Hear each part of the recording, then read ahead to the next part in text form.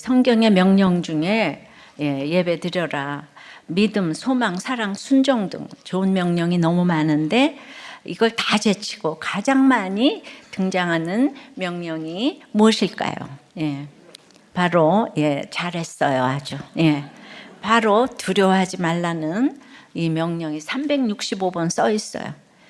그래서 이게 날마다 두렵다는 건데 육적으로 영적으로 또 그 가운데 정신적으로 두려움은 끝이 없을 것 같습니다. 제가 두려움이 중독 같다고 했는데요. 물론 종류가 다른 일에 두려움이겠는데 성경에서 가장 많이 듣는 명령이니까 이렇게 위로가 이제 되더라고요. 미국의 한 대학교에서 매년 올해 미국인들이 가장 두려워하는 것 10가지를 조사해서 이제 발표하는데요. 23년 미국 사람들이 가장 두려워하는 것 순위대로 보면 1위가 정부의 부정부패. 그 진영 논리가 전 세계적으로 판을 치는 거예요. 2위가 재정 파탄, 3위가 러시아의 핵무기 사용, 4위가 미국이 다른 나라 전쟁에 개입하는 거, 5위가 사랑하는 사람이 병드는 거, 6위는 사랑하는 사람의 죽음, 7위가 식용수 오염, 8위는 생물학 무기를 사용한 전쟁, 9위가 사이버 테러, 10위가 미래의 돈이 충분치 못한 것이라고 해요. 이 중에서 여러분이 두려워하는 것은 무엇입니까? 저는 이제 저출산. 정말 나라가 없으면 예배 못 드리는데 일본도 1.3이 됐다고 하네요. 그래서 일본은 이제 무조건 아이 셋 이상은 등록금 다 무료. 셋 다. 우리나라도 이렇게 따라 해야 될 것 같아요. 1.3인데 우리가 0.7이잖아요. 지금 세계적으로 유례를 볼 수 없는. 왜냐하면 이제 조금 있다가 우리는 군대 갈 아이가 없어요. 이게 얼마나 두려운 일입니까? 여러분 두려워하지 않아요? 여러분은 죽으면 그만이에요? 이거 보통 일이 아닙니다. 0.7이 말이 돼요? 0.0 금세 되는 거예요. 1점 몇에서 지금 0점이 금세 내려왔어요. 0.7에서 0.6으로 내려가는 거 시간 문제잖아요. 참 두렵습니다. 우리는 늘 뭔가를 두려워하는 존재예요. 오늘 엘리사가 사원에게 두려워하지 말라고 하는데요. 이제 우리가 두려워할 일이 많은 이때에 여전한 방식으로 두려워하지 않으려면은 오늘 어떻게 해야 되는지 또 생각해 볼게요. 두려워하지 않으려면 첫째, 내 예상과 기대를 믿으면 안 됩니다. 8절부터 읽습니다. 그때 아람 왕이 이스라엘과 더불어 싸우며 그의 신복들과 의논하여 이르기를 우리가 아무데 진을 치리라 하였더니 하나님의 사람이 이스라엘 왕에게 보내 이르되 왕은 삼가 아무 곳으로 지나지 마소서. 아람 사람이 그곳으로 나오나이다 하는지라 처방을 가르쳐 주죠. 이스라엘 왕이 하나님의 사람이 자기에게 말하여 경계한 곳으로 사람을 보내 방비하기가 한두 번이 아닌지라. 이러므로 아람 왕의 마음이 불안하여 그 신복들을 불러 이르되 우리 중에 누가 이스라엘 왕과 내통하는 것을 내게 말하지 아니하느냐? 그때로 시작하는 이 8절에 이때는 언제일까요? 다윗 왕 때는 아람이 완전히 이스라엘의 속국이었어요. 근데 이게 베나다드 1세와 아합 왕과의 그 길르앗라모 전투에서 이스라엘 연합군을 물리친 아람은 이제 갑자기 이스라엘을 공격하는 위치에 서게 되었어요. 여러분 잠시만 방심해도 공격과 수비가 바뀌게 되는 거 알아야 합니다. 사장과 부하가 바뀌고 가까울이 다 바뀌는 것이 삶의 결론인 것을 인정해야 합니다. 다윗같이 하나님을 사모하지 않기 때문에 판도가 지금 바뀐 거예요. 여러분 이제 얼마나 지금 속상한 일이 많아요. 그것이 이제 여러분 삶의 결론이라는 걸 인정하셔야 돼요. 그러니까 아람이 나쁘다고 저는 뭐 사장이 나쁘고 시어머니가 나쁘고 뭐 장모가 장인 나쁘다 미워하면 인생을 낭비하는 것입니다. 오늘의 그때는 그 아람의 베나닷 1세의 아들인 베나닷 2세 왕이고 이스라엘은 아합의 아들 요람 왕 시대였습니다. 나아만이 나병을 치유받고 몇 년 지나지 않아서 발생한 사건이에요. 지지난주에 새도끼 스토리가 끝나고 공동체를 위해 요단 체프를 세우고자 하며 하나님의 사역을 왕성하게 감당하고 있는 시점이었어요. 선지학교는 부흥하고 있는데 지금 이제 그 하나님을 모르는 아람과 또 금송아지 섬기는 이스라엘 사이에 지금 갑과 을이 바뀌어 전쟁이 이어지고 있습니다. 이때 선지 생도들은 이 시대를 파수하며 좁은 길을 가고자 하는데 하나님을 믿어야 할 북이스라엘 집행부는 이 소수인 엘리사 공동체의 제자들을 무시합니다. 이때 하나님이 능력과 방패가 되시는 것을 보여주어야 구속사의 길이 한 걸음씩 열리고 사명의 길을 가지 않겠습니까? 아람의 지속적인 공격은 이스라엘 왕 여호람과 그 백성을 돌이키시려는 하나님의 책찍인 것을 봐야 해요. 그러니까 바로의 마음이 완악해지도록 내버려 두셔서 이스라엘에게 놀라운 구원을 보여주셨는데도 홍해 바다에 그 홍해를 건너서 기적을 보고 출애굽한 이스라엘 백성이 하나님을 원망하는 데는 불과 3일이면 충분했습니다. 지금도 하나님은 아람 왕의 완악한 마음을 사용하셔서 이 구속사의 하나님을 이 늘 변하는 이스라엘에게 가르치고 계신 거예요. 하나님의 안타까운 마음이 이해가 되십니까? 자, 어떻게 가르치십니까? 아합은 이스라엘 국경 지역을 끊임없이 공격해서 약탈을 일삼았어요. 나아만에게 엘리사의 존재를 가르쳐준 어린 여종도 그렇게 잡혀온 아이였어요. 나아만이 이스라엘의 선지자에게 어떤 은혜를 입었는지 아람 왕이 너무 잘 알았을 거 아니에요. 그런데 여전히 아람은 이스라엘을 괴롭히고 있어요. 그러니까 사람은 믿음의 대상이 절대 아니에요. 내가 잘해줬다고 그 사람이 나한테 잘해준다는 거, 이런 거 기대하면 안 돼요. 이것을 보면서 왕이라는 인간이 어떻게 저렇게 은혜도 모르고 그럴 수 있어, 이렇게 생각한다면 여전히 기복적이고 세속적인 생각이에요. 아람의 지속적인 공격은 이스라엘 왕 여호람과 그 백성을 돌이키시려는 하나님의 채찍인 것을 보여줘야 합니다. 그래서 그걸 또 봐야 해요. 바로의 마음이 완악해지도록 내버려 두셔서 이스라엘에게 놀라운 구원을 보여주신 것처럼 지금도 하나님은 아람 왕의 완악한 마음을 사용하셔서 이스라엘을 가르치고 계신 거예요. 그래서 아람 왕은 신복들과 작전을 짜서 국경지대 여러 곳을 돌아가며 습격했고, 그리고 이제 짭짤하게 소득을 올리고 재미를 볼 수 있었어요. 그런데 언제부터인가 어느 동네를 치러 가면 거기 이미 이스라엘 군대가 다 진을 치고 방어 태세를 갖추고 있는 거예요. 그럼 약탈을 할 수가 없잖아요. 소득이 없는 거예요. 그러니까 아무리 약탈을 해도 소득이 있으면 모르겠는데 끝에 돈이 있잖아요. 그죠? 한두 번은 우연이라고 생각할 수 있어요. 근데 이런 일이 계속되니까 아람 왕의 마음이 점점 불안해졌습니다. 불안하다는 마음이 분노의 소용돌이에 휩쓸렸다는 이렇게 의미예요. 열왕기 기자는 오늘 이거 설명해 주잖아요. 하나님의 사람이 이스라엘 왕 여호람에게 아람군의 공격 목표를 미리 다 알려줬다는 거예요. 지금 아람 왕이 이스라엘은 절대 모를 거라고 확신하면서 급한 그 기병대 진군 로드를 지금 이스라엘 왕실과 군대 사람이 다 알고 있는 거예요. 왜죠?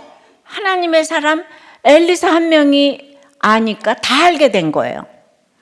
아람 왕은 스스로 엄청 똑똑하다며 자기 성공과 이익을 예상하고 기대하고 있지만 사실은 혼자 착각 속에 빠져 있는 바보인 셈이에요. 자기 예상과 기대가 여러 차례 빗나가는 경험을 했으면 아, 내가 틀렸구나 인정하며 생각을 바꿔야 하지 않겠습니까? 근데 아람 왕은 자기의 그 예상과 기대가 틀릴 수 있다는 생각을 절대 하지 않습니다. 그래서 생각해낸 것이 신복 중에 이스라엘과 내통하는 스파이가 있구만, 이렇게 자기 생각대로 또 하는 거예요. 누가 스파인지 당장 이실 짓고 하렸다 고래고래 소리를 지르면서 아주 그냥 신하들을 쥐잡듯 잡으면서 이제 생떼를 쓰고 있어요. 여기서 분명히 죽어나간 신하들이 여럿 있었을 것 같아요. 나아만이 나병을 고쳤기 때문에 아람에는 유명한 자가 되어 있는데요. 시간이 가면서 엘리사에 대한 가짜 뉴스가 판을 치며 부정적으로 또 과장되어졌으리라고 생각이 됩니다. 자기 예상과 기대가 틀렸다는 것을 인정했다면 아람 왕이 이렇게 바보같이 난리를 쳤을 리가 없어요. 예. 그런데 아주 이렇게 자기 생각대로 안 되니까 분노의 소용돌이에 휩싸였습니다. 예. 일단 일어난 결과가 졌잖아요, 그죠? 예. 그래서 분노가 올라오고요. 이것이 자기 예상과 기대대로 안 되어서 덜 열을 받고요. 그리고 이제 또 엉뚱한 예상과 기대를 또 하잖아요, 그죠? 또 다른 계획을 세우잖아요. 근데 이것도 이길까 모르니까 더욱더 화가 납니다.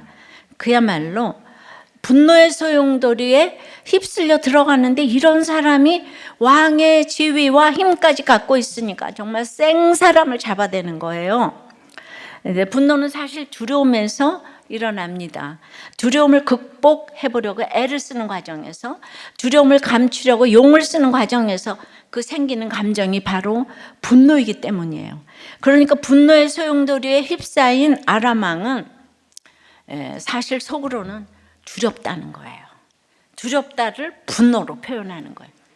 그러니까 여러분, 분노하는 사람들은 다 두렵다, 이 얘기.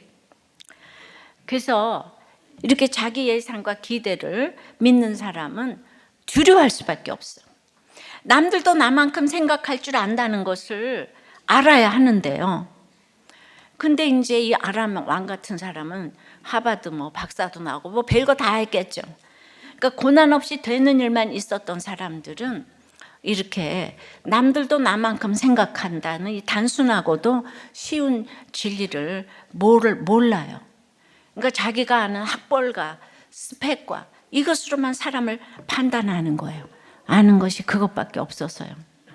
그래서 아람과 이스라엘의 싸움이 지금 이 세계의 전쟁과 똑같지 않습니까?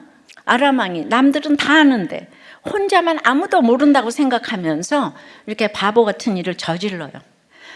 오늘 우리가 너무 아람 왕 같지는 않은지 이걸 생각해 보면 좋겠어요.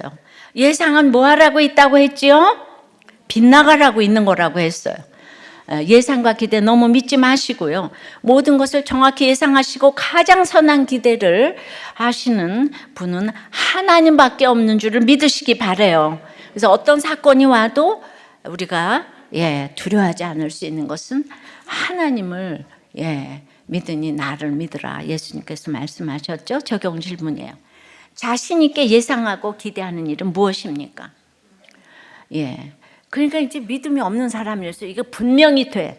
여기 분명히 당첨돼. 이 학교는 붙어. 이 회사는 돼. 그러니까 보이스피싱을 그냥 1,400조를 당했다 그러잖아요. 교수들과 임원들이. 그러니까 자신이 있어서 그래요. 자신 있게 예상하고 기대하는 일 무엇입니까?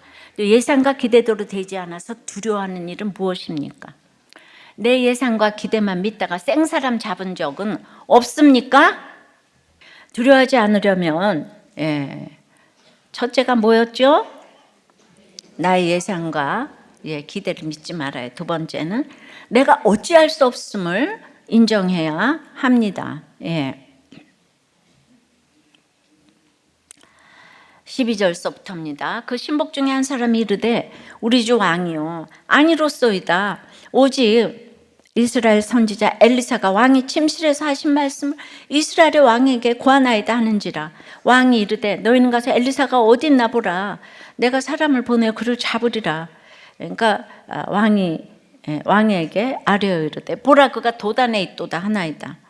왕이 이에 말과 병과 많은 군사를 보내매 그들이 밤에 가서 그 성읍을 에워쌌더라. 하나님의 사람의 사환이 일찍 일어나서 나가보니 군사와 말과 병거가 성읍을 에워쌌는지라. 그의 사환이 엘리사에게 말하되 내 주여 우리가 어찌하리까 하니 아람 왕은 자신이 아끼는 장군이 치료되었다는 이 결과에만 관심이 있기 때문에 이스라엘에 있는 선지자 따위에는 관심이 1도 없어요. 그러니 듣고도 그의 능력을 까맣게 잊어버렸기 때문에 이중 스파이 운운하는 거죠. 그런데 그 아람 왕의 신하 중 한 명이 나아만이 전해준 엘리사 선지자를 기억하고 있는 거예요. 이름까지 정확하게 알아요. 엘리사의 능력도 잘 알고 있어요.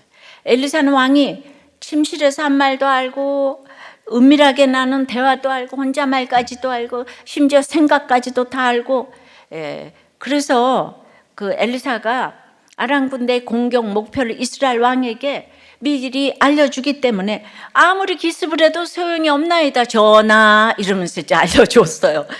그러니까 자기가 제일 똑똑한 줄 아는 아람 왕이 실제로는 이 신하에게 배워야만 하는 사람인 거죠.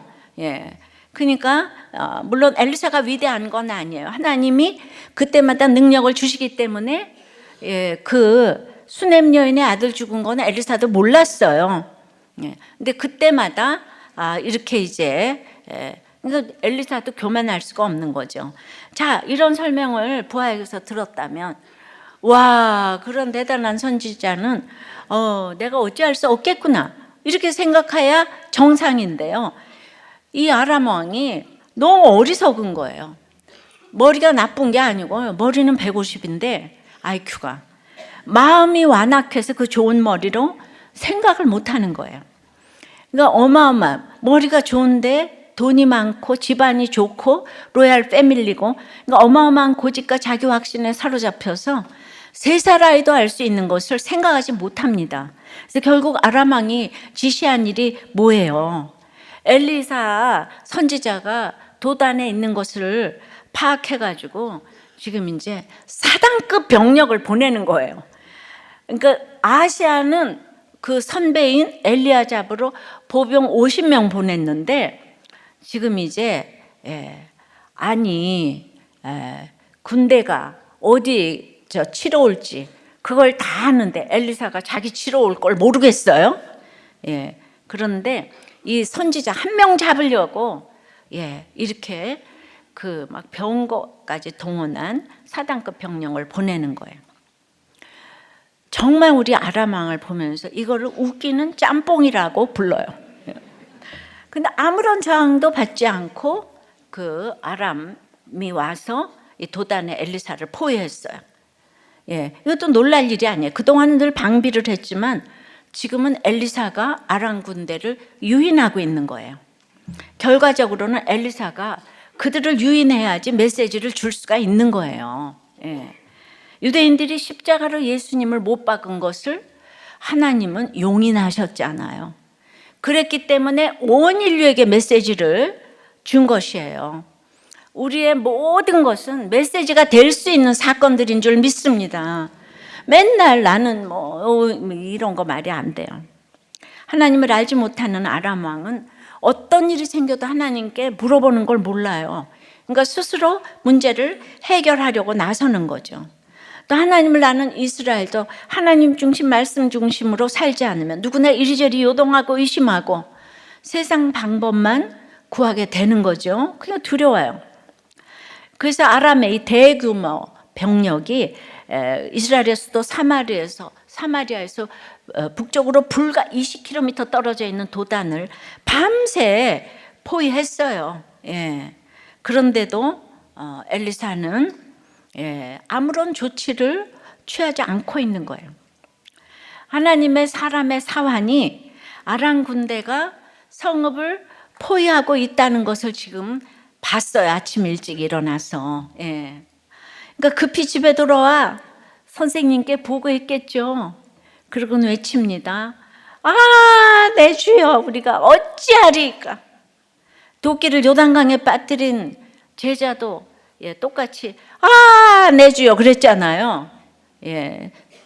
선지 생도들은 주로 내 주여가 전공인 것 같아요. 이 사안의 외침은 두려움과 걱정의 외침인데요. 내 주여, 이제 어찌하면 좋아요. 큰일 났어요. 꼼짝없이 잡히게 되었어요. 죽게 생겼어요. 어쩌면 좋아요. 우리가 어찌하리까 많이 하는 말이잖아요. 어느 정도로 큰 사건이냐면 이제 뭔가 큰일이 났을 때 내가 무엇을 어떻게 해도 별로 소용이 없을 만큼 어마어마한 일이 생겼을 때 우리가 어찌하리까. 근데 가만히 생각해 보세요. 진짜로 내가 할 수 있는 게 아무것도 없다고 생각하면 우리가 어찌하리까 이런 말조차 안 나오겠죠. 어차피 어찌하리까 할 수 있는 게 하나도 없어요. 근데 어찌하리까. 그러니까 할 수 있을 때는 그런 얘기를 안 한다니까. 어찌하리까? 그건 뭔가 할 수 있는 게 있어서 어찌하리까? 예.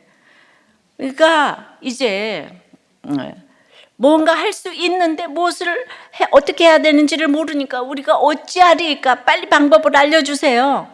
이렇게 두려움에 신음을 하는 거 아니겠어요? 그렇죠. 뭔가 해야 하는데 내게 닥친 사건이 너무 크니까 어찌할 줄 몰라서 두려워하는 거죠. 내가 전적으로 무능하고 무력하다는 것을 인정하면은 우리가 어찌하리까 이런 질문이나 한탄을 할 필요가 없어요. 그런 말이 나오지도 않아요. 종교개혁자 칼빈은 두려움은 정도가 아닌, 바를 정자 정도가 아닌 새길 찾는데 대단히 재주가 좋대요. 그래서 두려워서 우리가 어찌하리까 마구 고민하다 보면 결국 방법을 찾기는 찾는데 그게 뭐라는 거예요? 바른 길, 올바른 방법 정도가 아니라 잘못된 길, 막다른 골목에 다다르는 새길 뿐이라는 거예요. 내가 할 수 있는 게 아무것도 없음을 인정하면 오히려 두려워할 일이 없는 거죠. 내가 할 게 없는데 뭘 어찌하리까 그래요. 할 게 있으니까 어찌하리까 이러는 거지. 맞지 않아요? 손에 완전 힘을 풀고 쥐고 있는 것을 다 내려놓으면 빼앗길 게 하나도 없으니까 걱정하고 두려워할 일이 없는 거죠. 그러니 여러분, 큰 사건이 생겨 두려움 가운데 계시다면은 내가 아직도 뭔가 할 수 있다고 믿는 게 무엇인지 생각을 해보세요. 구원은 오직 하나님께 있는 거예요. 믿으세요? 우리가 구원을 위해 할 수 있는 것은 내가 구원을 위해서 어찌하리까 할 수 있는 게 없어요. 이걸 인정하는 것이 우리 믿음인데요. 근데 참 쉽지가 않아요. 그나마 내 주여 우리가 어찌하리까 이런 외침이 나올 수밖에 없는 이런 고난이 닥치면 내 무능을 그만큼 인정하게 된다는 거예요. 그래서 고난이 축복인 거예요. 인정하는 만큼 내가 주님을 믿는 믿음이 자라는 것이라는 거죠. 그래서 무서운 사건이 생길수록 두려움에 떨며 절망하지 마시고요. 주님이 내 무능을 인정하라고 주시는 사건이구나. 내 믿음의 성장을 위해 주시는 테스트구나. 주님이 나를 이렇게 챙겨주시는구나. 주님이 나를 사랑하시는구나. 그러니까 암이 걸려도 진짜 이거는 나를 챙겨주시는 사건이야. 실직이 돼도 대학교 떨어져도 그냥 승진이 안 돼도 나를 챙겨주시는 사건이야. 나를 엄청나게 사랑하시는 사건이야. 이렇게 해야지.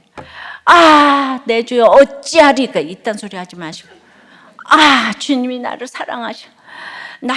나만 생각하셔. 주님은 밑동 잘린 나무이기 때문이에요.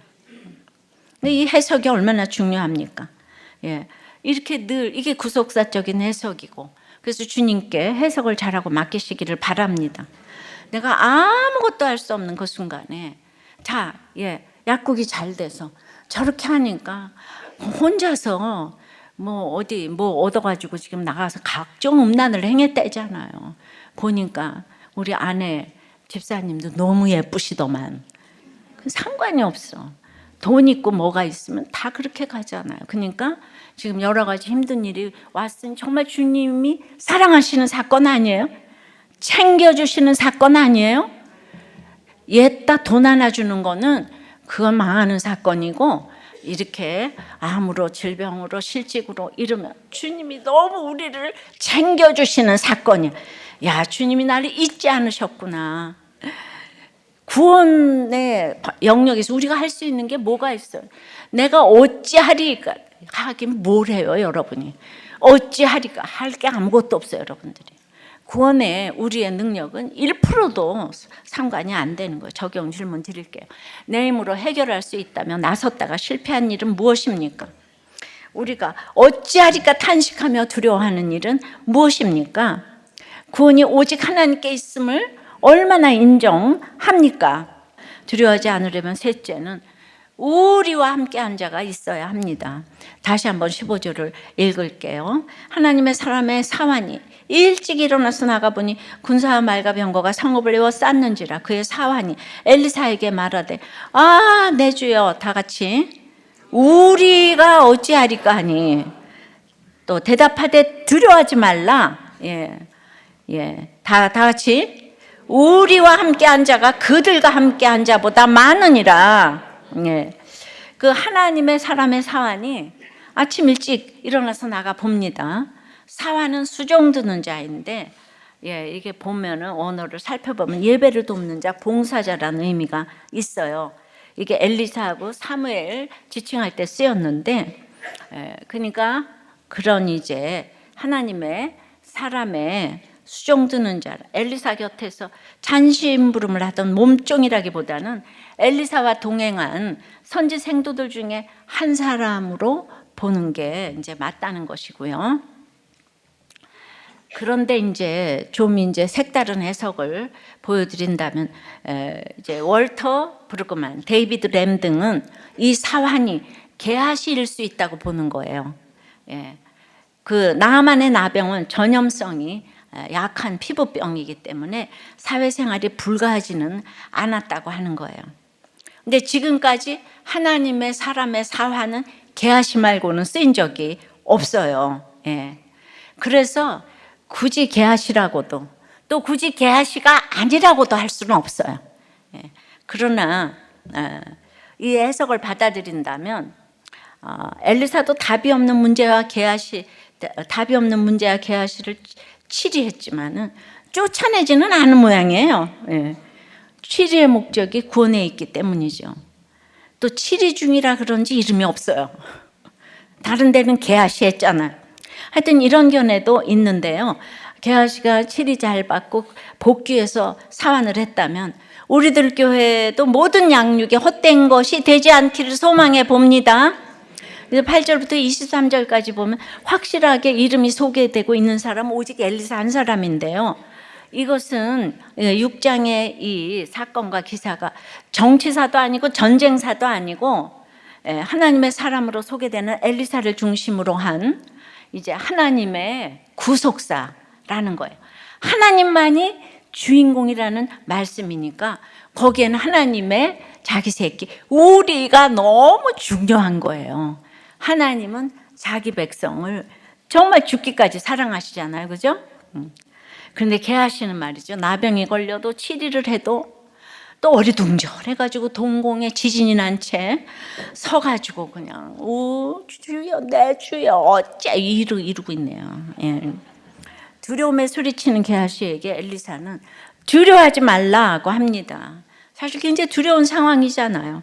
두려워하지 말라고 하면 그게 마음대로 됩니까? 그래서 엘리사는 왜 두려워하지 않아야 되는지 그 이유를 지금 친절하게 설명을 해주잖아요. 두려워하지 말라. 왜냐하면 우리와 함께한 자가 그들과 함께한 자보다 많기 때문이다. 아니 엘리사의 이상한 말 어록에 또 하나가 추가되는 순간이에요. 지금 도단이라는 성읍에는 군대도 없고 엘리사하고 게하시하고 지금 둘밖에 없는데 뭐가 우리와 함께한 자가 너보다 많다. 그 상대방은 지금 군대인데, 대군인데 아람의 대군보다 우리와 함께한 자가 많다 그러잖아요, 그죠? 그러니까 이 우리, 이게 우리가 얼마나 파워 오브 파워인지 몰라요. 목장에서 지체들 간에 일어나는 의견 충돌은 그만큼 서로 사랑한다는 뜻이라고 생각합니다. 왜냐하면 가까운 관계일수록 고슴도치처럼 찌르거든요. 그런 의미에서 우리 목장 너무 사랑합니다. 그래서 우리가 중요해요. 그러니까 그 엘리사는 게하시를 사랑하는데 게하시는 우리가 없어서 두려워하는 거예요. 그러니까 내 주여 어찌야 이러는 거예요. 게하시 엘리사하고 같이 있어도 우리가 좀 안 되는 게 있는 거죠. 그럼 우리 인생에 빌려온 쇠도끼를 물에 빠뜨리는 이런 사건이 와도 우리와 함께한 자와 더불어 두려워하지 말라고 하시니 우리와 함께한 자와 함께 오늘 말씀만큼만 두려워하지 말아야 합니다. 손을 내밀어 십자가를 집어야 돼요. 하나님의 역사는 전쟁과 같은 중차대한 사건에서만 일어나는 것이 아니고요. 우리 공동체가 중요한 것은 이 공동체를 통해서 한 영혼을 살리고 돌보는 일을 하기 때문에 두려워하지 않게 되는 거예요. 예. 맨날 공동체에서 한 영혼을 돌보고 살리잖아요. 그러면 내가 두려움이 없어져요. 그런 희한한 체험을 하게 되는 거예요. 예. 87세, 90이 되어오는 할머니 우리 여집사님이 마을 버스에서 내리려고 서 있다가 그만 넘어지셨어요. 어깨뼈가 이제 골절이 되셔가지고 지금 오랫동안 입원을 하셨는데, 그런데 그 집사님은 보훈가족이라 병원비가 무료라고 합니다. 그래서 그 마을 버스 기사, 젊은 사람 앞길을 보장해 주고자 기사에게 아무것도 안 받겠다고 적용을 하셨어요. 그리고는 예수를 믿으라고 하셨어요. 근데 그 기사와 운수회사는 너무 고마워했는데요. 예, 말도 안 했는데 퇴원할 때 그것도 보험이 안 되는 게 있잖아요. 그래서 그 식대하고 병실비 100만 원 하고 생각도 못한 위로금 300만 원을 들고 오셨대요. 그랬는데 이제 그걸 딱 보니까 그 교회 안 나가는 언니가 그런 게 어딨어요? 13579로 나가야지. 400은 없어요. 500은 받아야겠어요. 이런 거예요. 그러니까 그 기사가 네 하면서 힘이 쭉 빠졌다는 거예요. 예수 믿으라고 아무것도 안 받겠다고 해놓고 돈을 보니까 이 개아시처럼 탐심이 발동을 해가지고 예수께 가는 길을 가로막은 것 아니겠어요? 그래서 이 얘기를 예수 믿는 딸이 와서 이제 막 있잖아요. 이렇게 이제 얘기를 하니까 그건 말이 안 된다고.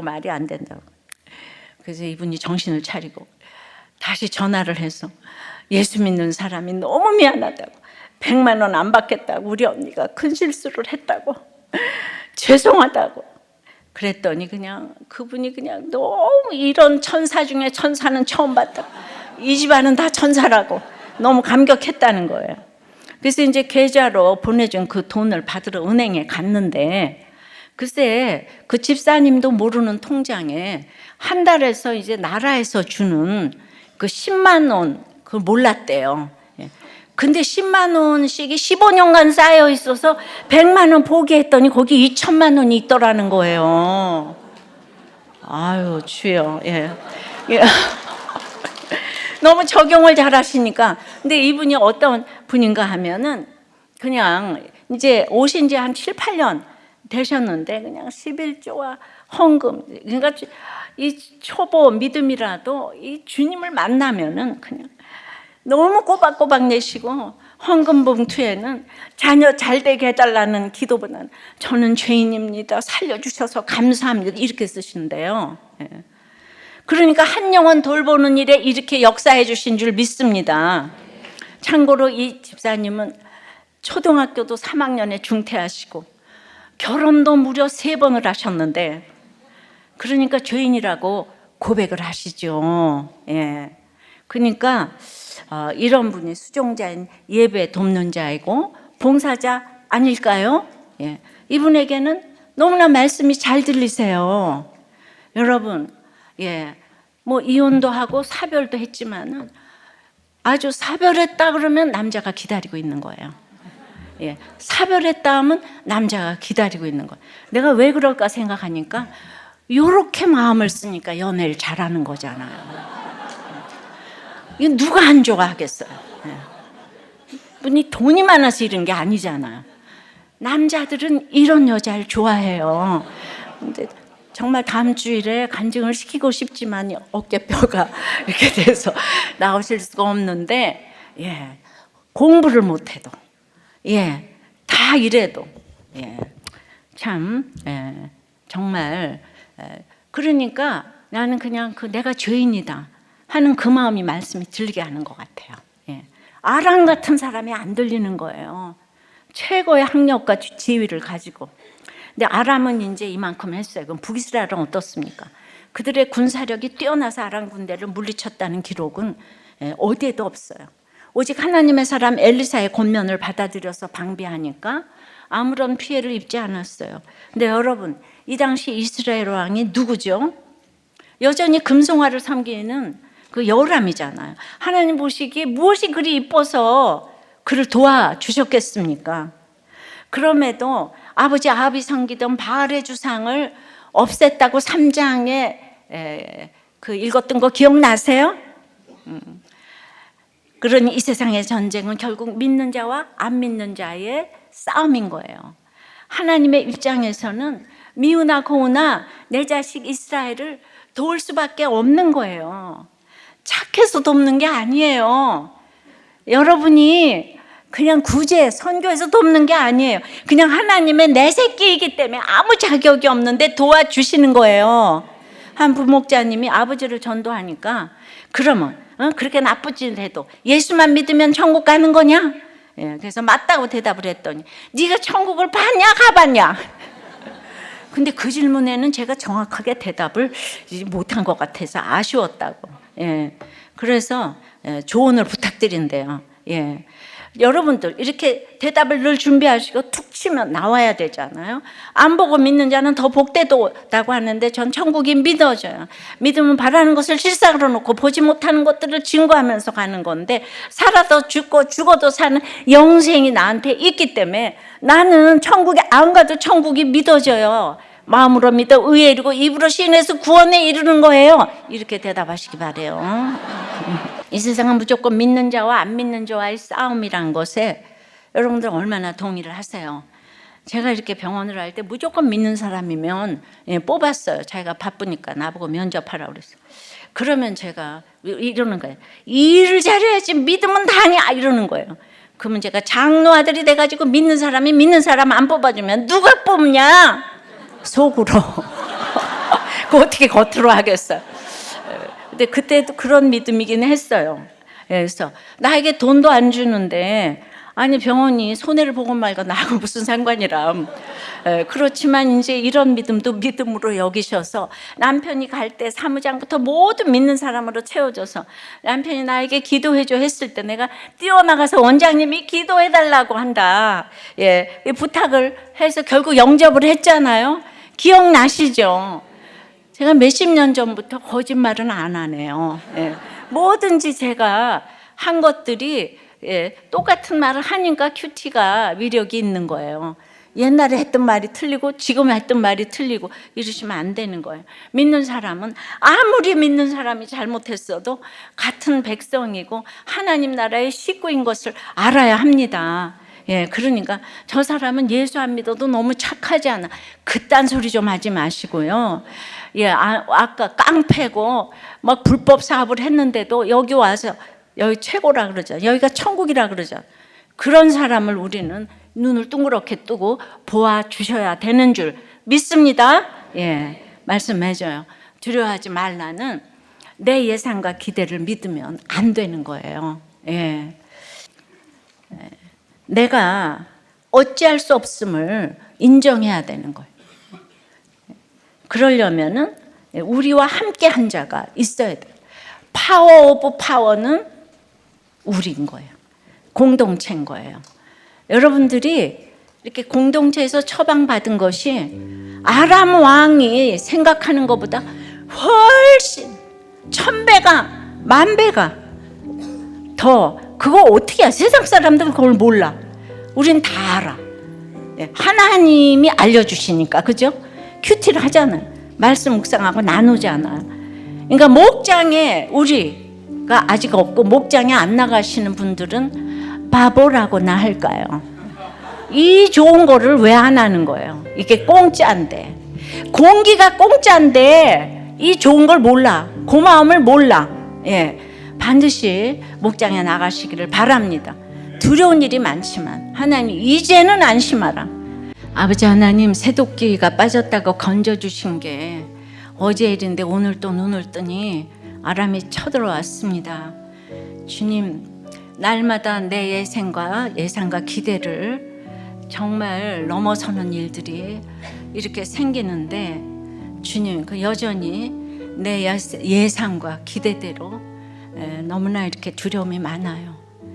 그것은 여전히 나를 기대하기 때문인 것을 고백합니다.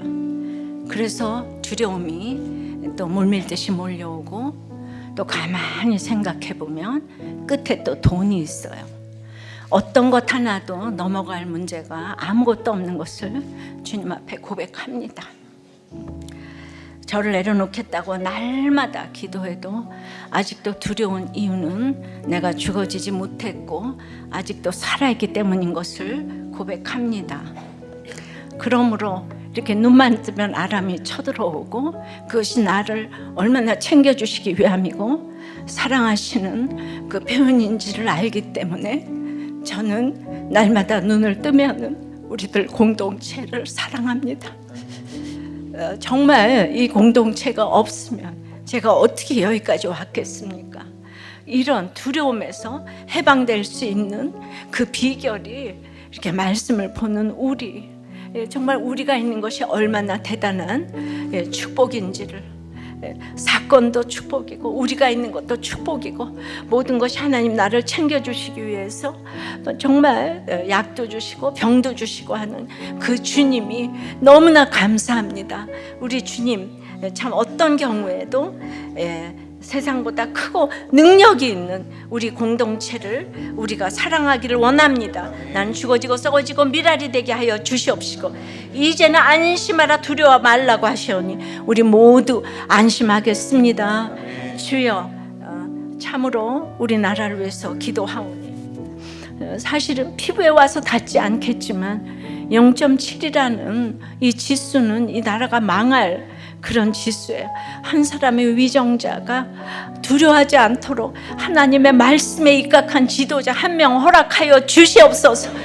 객관적으로 주님을 볼 수 있는 아버지 정말 그런 위정자 허락하여 주시옵소서. 이 나라를 살려 주시옵소서. 대하생명보호법이 정해지도록 도와주시옵소서.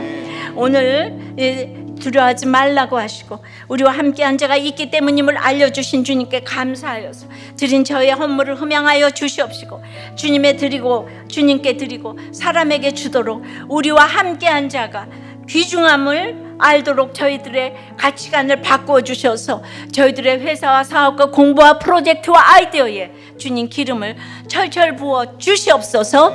예수 그리스도 이름으로 기도드리옵나이다. 아멘.